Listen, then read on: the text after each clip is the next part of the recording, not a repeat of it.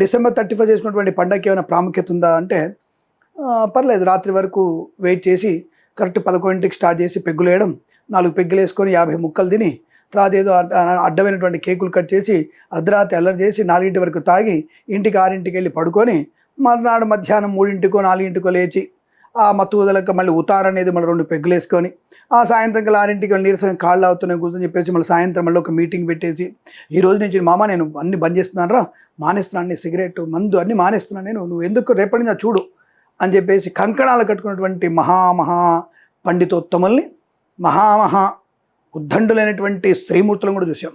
అంటే ఏ స్థాయిలో వాళ్ళు వేసుకున్నటువంటి వస్త్రాలు, ఏ స్థాయిలో అర్ధనగ్నపు స్థితిలో ఉన్నటువంటి ఆడవాళ్ళని అవన్నీ చూసి ఉన్నాం మనం. మీకైనా ఫిట్నెస్ కావాలంటే మనకున్నటువంటి సామాజిక మాధ్యమాల్లో బలంగా ఉన్నాయి. ఎటువంటి వస్త్రధారణతో ఆడవాళ్ళు కనిపించారు, ఎటువంటి వస్త్రధారణతో మగవాళ్ళు కనిపించారు అనే విషయం చూడవచ్చు.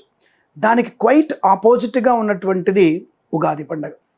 అంటే పండగ అంటే సంవత్సరము అంటే ప్రారంభం అంటే ఉగాది. యుగానికి ప్రారంభమైన రోజు. Where we are from.